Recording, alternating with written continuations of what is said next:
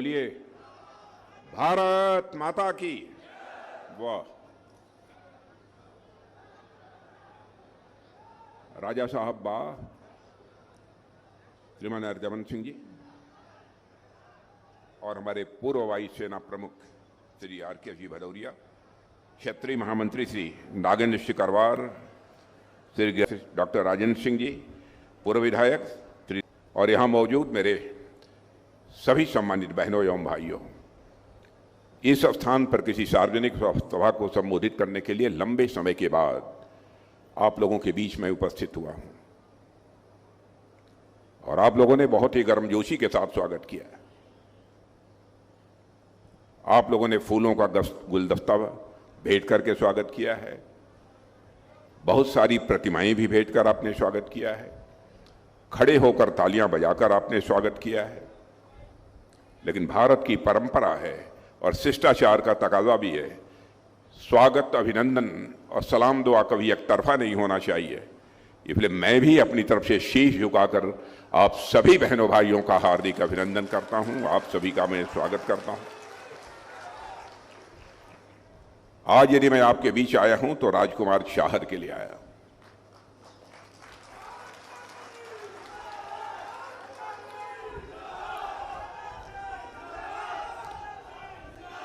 मेरे बहनों भाइयों, राजकुमार चाहर किसान मोर्चे के राष्ट्रीय अध्यक्ष का यह दायित्व दिया गया, क्योंकि राष्ट्रीय दायित्व का निर्वहन कई बार मैं कर चुका हूं, राष्ट्रीय दायित्व का निर्वहन मैं कई बार कर चुका हूं और मैं जानता हूं कि जो जनप्रतिनिधि होता है, यदि उसके ऊपर कोई दल की राष्ट्रीय जिम्मेदारी होती है तो उसे समय देना थोड़ा कठिन हो जाता है। और आज जिस तरीके से उन्होंने अपनी बातें आपके सामने रखी हैं,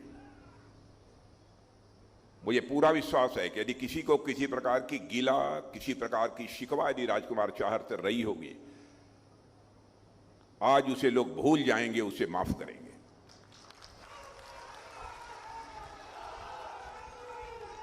क्योंकि मैं आप लोगों को अच्छी तरह जानता हूं।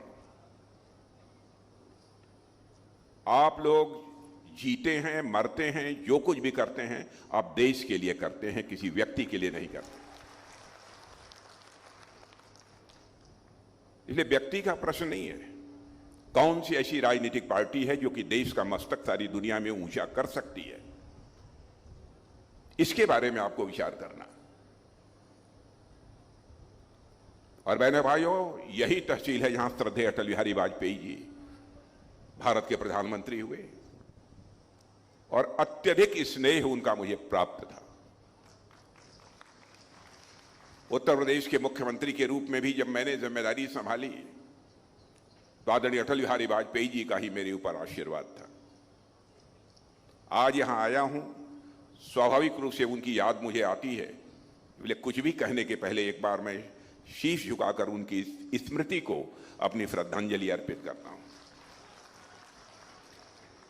बहनों भाइयों, भारत की ही नहीं बल्कि दुनिया की एक बहुत ही सम्मानित शख्सियत थे आदरणीय अटल बिहारी वाजपेयी जी।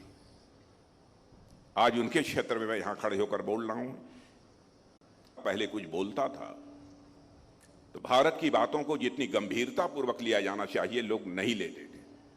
भारत कमजोर देश है, सुने न सुने कोई फर्क नहीं पड़ता है।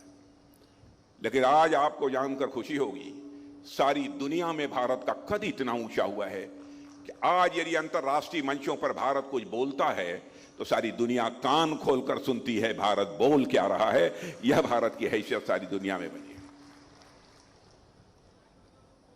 यह मैं समझता हूं किसी देश की छोटी उपलब्धि नहीं है। जो भी सच्चा राष्ट्रभक्त होगा, देशभक्त होगा, सारी चीजों को भुलाकर इस बात से गौरवान्वित होगा कि सारी दुनिया में हमारे देश का मस्तक ऊंचा हुआ है। यह कोई सामान्य बात नहीं है। और आज यदि मैं आप सबके सामने यहां पर मौजूद हूं बहनों भाइयों, तो मैं पूज्य बापू को याद करना चाहता हूं, महात्मा गांधी। शायद पढ़े लिखे लोगों को इस बात की जानकारी होगी, 1947 में जब भारत को आजादी मिल गई थी तो महात्मा गांधी ने कहा था कि जिस कांग्रेस के झंडे के तले हमने आजादी की लड़ाई लड़ी है, यदि मिली है तो केवल हमारे कारण मिली है और किसी दूसरे कारण नहीं मिली है। लेकिन मैं आपको बधाई देना चाहता हूं, सारे देश की जनता का अभिनंदन करना चाहता हूं कि मुराद को पूरा कर रहे हैं। महात्मा गांधी की दूसरी मुराद यह थी, भारत से गरीबी समाप्त होनी चाहिए। और मैं जो भी कहने जा रहा हूं उसके बारे में मैं एक बात उसके पहले मैं कह दूं आपसे, बहनों भाइयों, मेरी कोई बात यदि गलत हो, हमारे प्रेस के मित्र भी यहां हैं, आप लोगों में से पढ़े लिखे लोग हैं, एक भी बात यदि हमारी गलत हो तो आप मेरी आलोचना कर दीजिएगा, मैं उसका स्वागत करूंगा।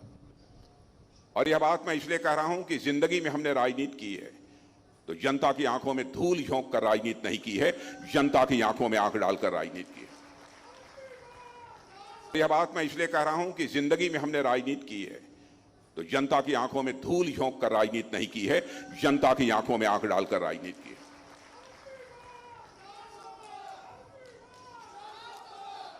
पंडित जवाहरलाल नेहरू भारत के प्रधानमंत्री थे, उन्होंने भी कहा था, हमें समर्थन दीजिए, हमारी सरकार बनाइए, हम देश से गरीबी मिटाना चाहते हैं। श्रीमती इंदिरा गांधी जी भी भारत की प्रधानमंत्री बनी, लंबे समय तक प्रधानमंत्री रही, उन्होंने भी कहा कि मैं गरीबी मिटाना चाहती हूं। राजीव गांधी प्रधानमंत्री बने, उन्होंने भी कहा कि हम गरीबी मिटाना चाहते हैं। डॉक्टर मनमोहन सिंह जी प्रधानमंत्री बने, उन्होंने कहा मैं गरीबी मिटाना चाहता हूं। बहनों भाइयों, गरीबी मिटने की बात तो दूर, इतने लंबे समय में तो गरीबी पूरी तरह से समाप्त हो जानी चाहिए थी, नहीं हो पाई, लेकिन कुछ कम तो हुई होती। लेकिन आज मैं सीना ठोक कर कह सकता हूं, यह मैं नहीं कह रहा हूं, दुनिया के बड़े बड़े अर्थशास्त्री जो धन दौलत के मामले में दुनिया के अच्छी जानकारी रखते हैं, अर्थशास्त्री, बहुत बड़ी वित्तीय संस्थाएं जिन्हें अंग्रेजी में फाइनेंशियल फर्म्स कहते हैं, आज वह सब संस्थाएं और यहां तक इंटरनेशनल मॉनेटरी फंड, अंतरराष्ट्रीय संगठन है इंटरनेशनल मॉनेटरी फंड, उसने भी कहा है कि भारत के प्रधानमंत्री ने करिश्मा किया है मेरे बहनों भाइयों कि 8 वर्षों के अंदर भारत में 25 करोड़ लोगों को गरीबी रेखा के बाहर करने में कामयाबी हासिल की है।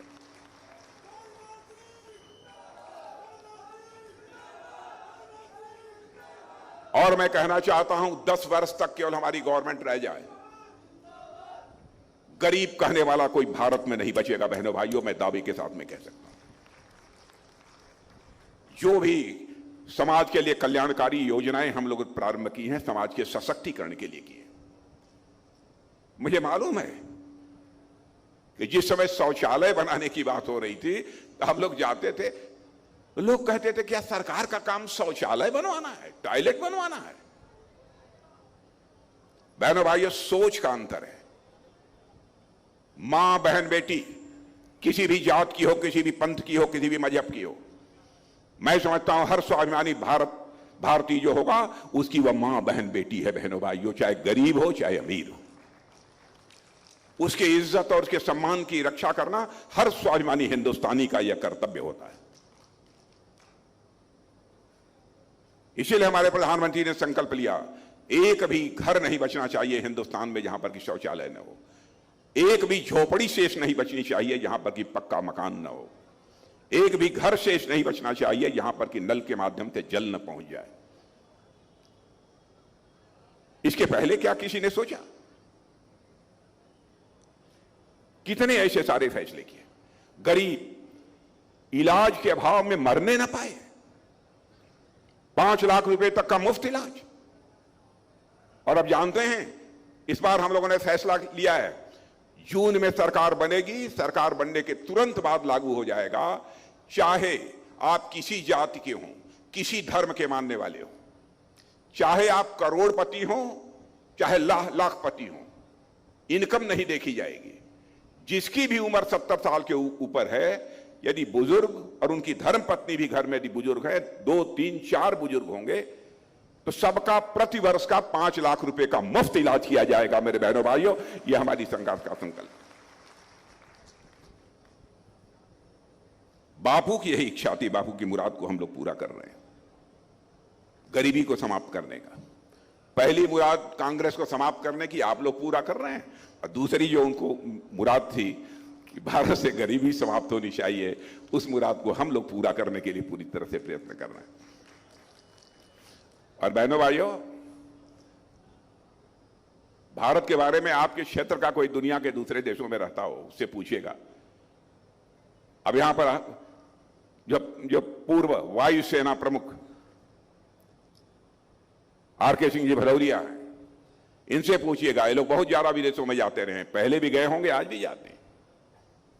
क्या भारत के बारे में धारणा बनी है? पहले हम लोग बोलते थे, कुछ सुनते ही नहीं था। अब कुछ बोलते हैं तो कान खोल के सुनते हैं क्या बोल रहे हैं। धन दौलत के मामले में मैं बतलाना चाहता हूं। डॉक्टर मनमोहन सिंह जी जब 2004 में प्रधानमंत्री बने थे, उस समय हमारा भारत दुनिया के देशों में इकोनॉमी की साइज, अर्थव्यवस्था के आकार, यानी धन दौलत के मामले में दुनिया के देशों में 11वें स्थान पर खड़ा था। अब कल्पना करिए, 140 करोड़ का हमारा भारत और 20-20, 25-25 करोड़ की जनसंख्या वाले देश हमसे धनवान थे। कांग्रेस के लोगों ने, अन्य राजनीतिक पार्टियों ने कभी इसकी चिंता नहीं की। 2014 में हम दुनिया में धन दौलत के आकार के मामले में, अर्थव्यवस्था के आकार के मामले में 11वें स्थान पर थे। मेरे बहनों भाइयों, 8 वर्षों के अंदर ही जंप लेकर आपको जानकर हर्ष होगा, हमारा यही भारत दुनिया के टॉप 5 कंट्रीज में आकर खड़ा हो गया, 5 देशों में खड़ा हो गया।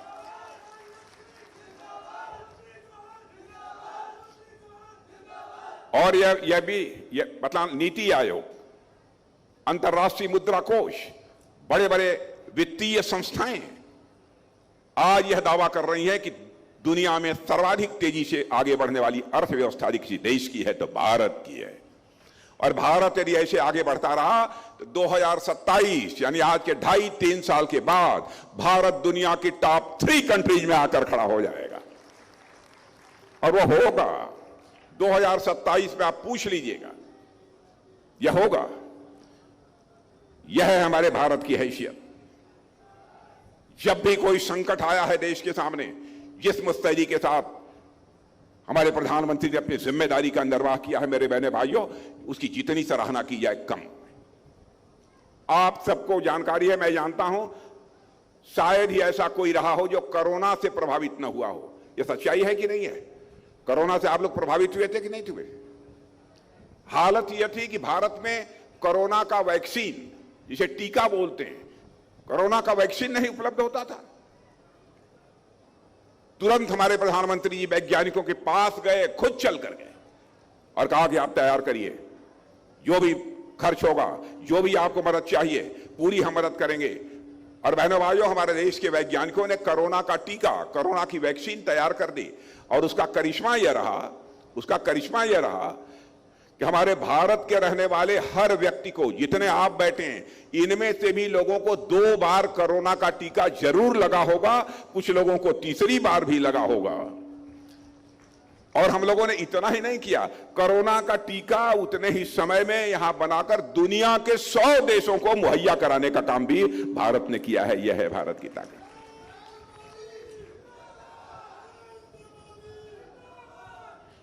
और रूस और यूक्रेन दोनों के बीच इस समय लड़ाई चल रही है। आप लोगों को मालूम है कि नहीं? रूस और यूक्रेन के बीच लड़ाई चल रही है। 2 साल से लड़ाई चल रही है, 2 साल से अधिक समय हो गया। जब लड़ाई प्रारंभ हुई तो बराबर उधर से भी तोप, गोले, मिसाइल रूस की तरफ से भी यूक्रेन पर चलाए जा रहे थे। यूक्रेन भी अपनी तरफ से चला रहा था। लेकिन यूक्रेन में हमारे बहुत सारे भारत के बच्चे, वहां पर कोई मेडिकल की पढ़ाई कर रहा था, कोई इंजीनियरिंग की पढ़ाई कर रहा था, कोई जो है मैनेजमेंट का कोर्स कर रहा था। लगभग ऐसे 24, 25, 26 हजार बच्चे या 30 हजार के आसपास होंगे। उनके माता पिता परेशान हो गए, कहीं ऐसा हो जाए कि हमारे बच्चे जहां रहते हैं वहां मिसाइल गिर जाए, कोई बम गिर जाए, कोई गोला गिर जाए, उनकी जिंदगी के लिए कोई खतरा पैदा हो जाए।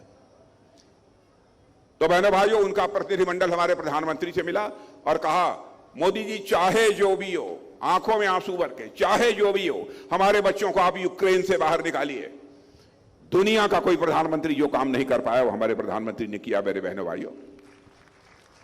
उन्होंने तुरंत रूस के राष्ट्रपति मिस्टर पुतिन से बात की और यूक्रेन के राष्ट्रपति मिस्टर जेलेंस्की से बात की और दोनों राष्ट्रपतियों से कहा कि हम अपने भारत के बच्चों को वहां से बाहर निकालना चाहते हैं, थोड़ी देर के लिए आप लोग लड़ाई बंद कर दीजिए, युद्ध बंद कर दीजिए।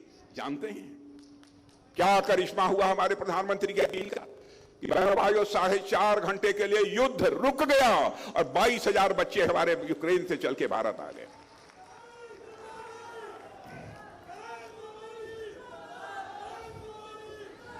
यह है भारत।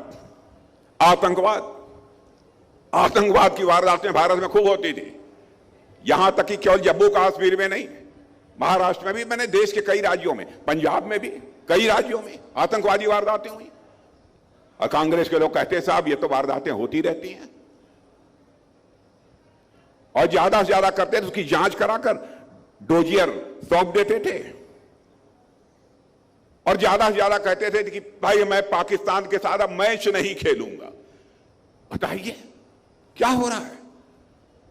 क्या था इनके समय में? आतंकवादी वारदात होती थी, नाराजगी व्यक्त करने का तरीका यह था, हे पाकिस्तान तुम्हारे साथ मैं खेलूंगा नहीं। ये बच्चों की बात हो गई। लेकिन बहनों भाइयों, आपने देखा होगा हमारे सेना के जवानों ने करके दिखाया है। आर.के. सिंह भदौरिया भी थे। हम लोगों ने यह संदेश दे दिया, भारत अब कमजोर भारत नहीं है, भारत दुनिया का ताकतवर देश बन चुका है। भारत सीमा के इस पार भी मार सकता है, जरूरत पड़ेगी तो सीमा के उस पार भी जाकर मार सकता है। यह भारत के पास ताकत, यह करके हम लोगों ने दिखा दिया है। इसलिए आपका मैं समर्थन मांगने के लिए आया हूं मेरे बहनों भाइयों। और वैसे भारत की स्थिति का जहां तक सवाल है, भ्रष्टाचार, मैं जानता हूं भ्रष्टाचार एकदम बिल्कुल देश को खोखला बना रहा है।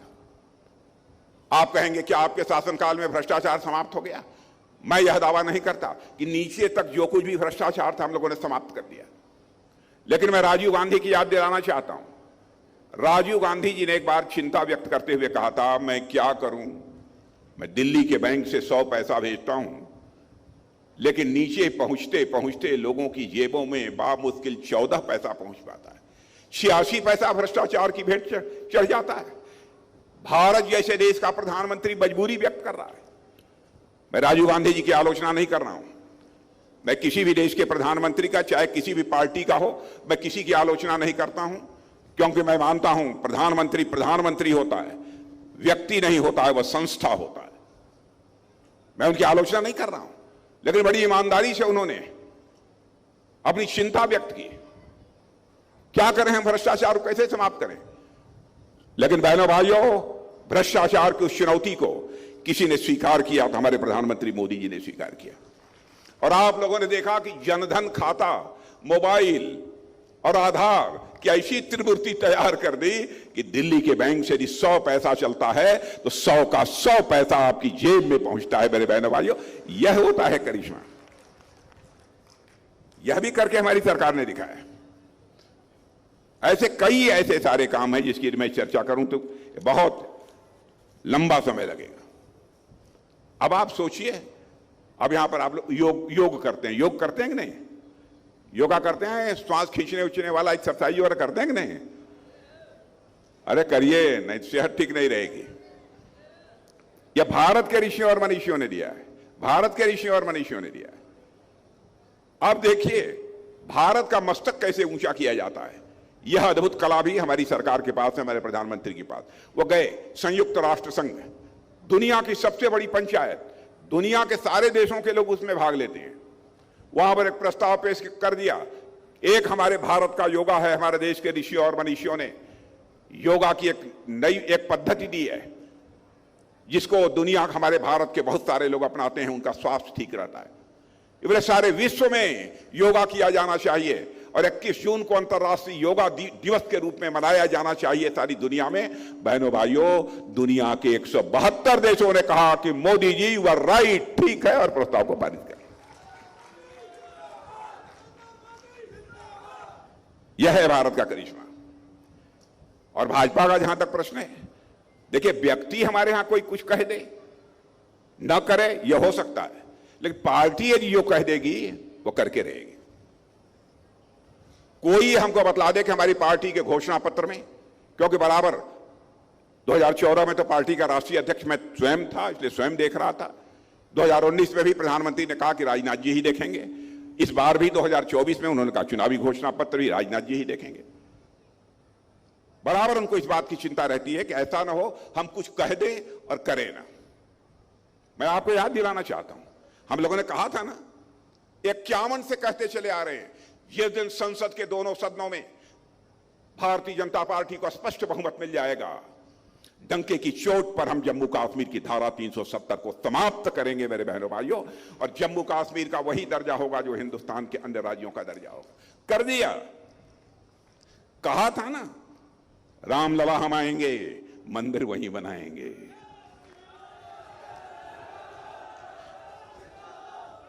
दूसरी बात का कांग्रेस सपा बसपा के लोग कहते थे रामलला हम आएंगे, मंदिर वहीं बनाएंगे, लेकिन तारीख नहीं बताएंगे। यह कटाक्ष करते थे। बहनों भाइयों, तारीख 22 जनवरी आ गई, जब हमारे प्रधानमंत्री ने रामलला की प्राण प्रतिष्ठा धर्माचार्यों के मार्गदर्शन में कर दी। और मैं आज कहना चाहता हूं, रामलला अपनी कुटिया से निकलकर अपने महल में प्रवेश कर चुके हैं। भारत में राम राज्य का आगाज होकर रहेगा मेरे बहनों भाइयों।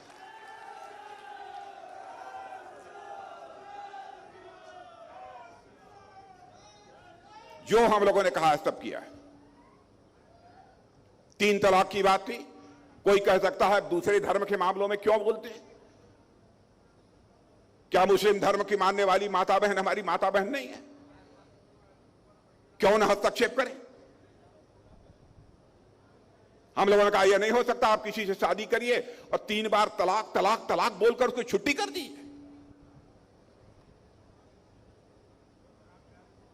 सरकार रहे चाहे भाड़ में जाए। लेकिन बहनों भाई, देश की नारी शक्ति का अपमान यदि कोई करेगा तो अन्य राजनीतिक पार्टियां बर्दाश्त कर लें, भाजपा नहीं बर्दाश्त करेगी। हम लोगों ने चुटकी बजाकर 3 तलाक को भी समाप्त कर दिया। जो कहा था सब कुछ किया, और जो कहेंगे सब करेंगे। अब देखिए, अभी भदौरिया जी बतला रहे थे आपको कि भारत कैसे मजबूत भारत हो रहा है। आपको मालूम है, पहले हर चीज छोटी छोटी चीजें दुनिया के दूसरे देशों से मंगाते थे, और नट बोल्ट यह सब मिला जुलाकर हम दुनिया के छोटे छोटे देशों को दे देते थे, जो कमजोर देश थे। कहते थे हमको 600 करोड़ रुपया का हमने एक्सपोर्ट कर दिया। लेकिन आपको मैं बताना चाहता हूं बहनों भाइयों, अब हम लोगों ने शुरुआत कर दी है। मैं नहीं कहता हूं पूरी तरह से सब कुछ कर लिया है, शुरुआत अच्छी की है, और शुरुआत अच्छी हो जाती है तो अंजाम भी उसके अच्छे होते हैं। चाहे तोप हो, बम हो, गोले हो, चाहे मिसाइल हो, चाहे टैंक हो, चाहे हमारे फाइटर एयरक्राफ्ट हो, हम लोगों का संकल्प है ये बनेंगे तो भारत की धरती पर बनेंगे और भारतवासियों के हाथों से बनेंगे।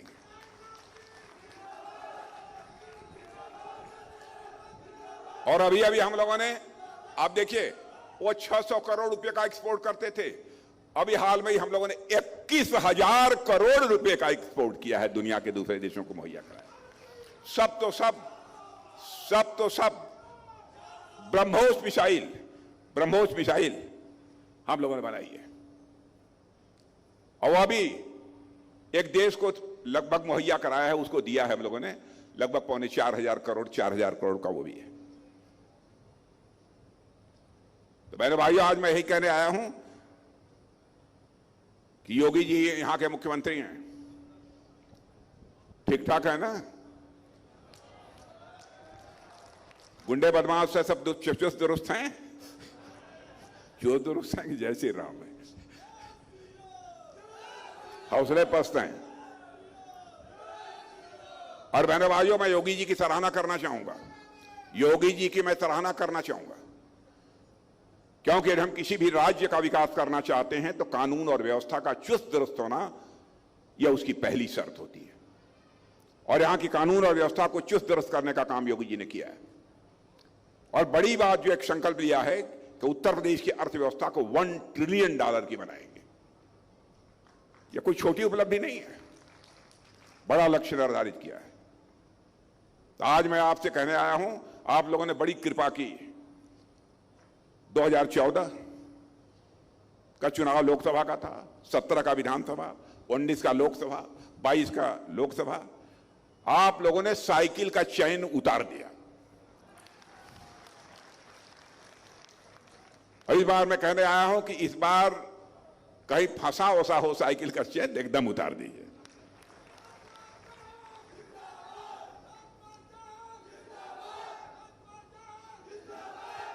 और मुझे लगता है कुछ दिनों के बाद लोग पूछेंगे कि अब जो हालत होती जा रही है कांग्रेस की, सपा की, कांग्रेस के बारे में तो मुझे लगता है कि जैसे कि आज के कुछ वर्षों पहले डायनासोर पूरी धरती से, पूरी पृथ्वी से लुप्त हो गया, वैसे ही कांग्रेस भी लुप्त हो जाएगी।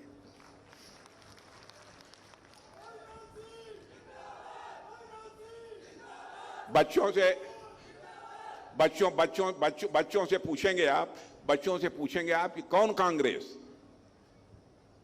बच्चे पूछेंगे कांग्रेस, तो बच्चे कहेंगे कौन कांग्रेस? 10 वर्षों के बाद यही हालत होने वाली है। और सपा के बारे में यदि बच्चों से पूछेंगे तो बच्चे कहेंगे सपा का मतलब होता समाप्त पार्टी। यह हालत हो गई इन लोगों। इसलिए बहनों भाइयों, राजकुमार जी शाहर के लिए मैं आप सबसे अपील करने आया हूं। पक्का है ना? सब लोग पक्का? हाँ, राजकुमार चार की शरीर भी भगवान ने ठीक ठाक बनाई है, कोई हर्ज नहीं है। वैसे जहां आवश्यकता होगी, राजकुमार चाहर के अंदर वह कुव्वत है, शरीर में ताकत है कि आपके लिए संघर्ष भी कर सकते हैं राजकुमार चाहर।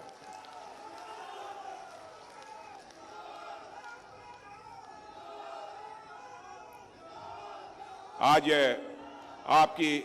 आपकी विधायक रानी पक्षालका सिंह जी नहीं आ पाई क्योंकि उनके पिताजी की तबीयत बहुत ही खराब है। इसलिए अन्यथा मत लीजिएगा कि वो नहीं आए। राजा साहब आए हुए हैं। तो बहनों भाइयों, सभी का आशीर्वाद इन्हें प्राप्त है, राजकुमार जी शाहर को। तो मैं मानकर जाऊंगा रिकॉर्ड टूटेगा। पिछली बार कितने से जीते थे? पिछली बार 4,95,000। अच्छा। देखो भैया, सुनो। पिछली बार 4,95,000 से जीते थे। इस बार क्या होगा? हाँ, तो इस बार 5 लाख पार कर दो। तो मैं कहूंगा कि राजकुमार चाहर से कि जब 5 लाख पार हो जाए तो 6 महीना, 8 महीना, 10 महीने के बाद जब कभी फुर्सत मिले, एक बार मुझे फिर से आप बुला लेना।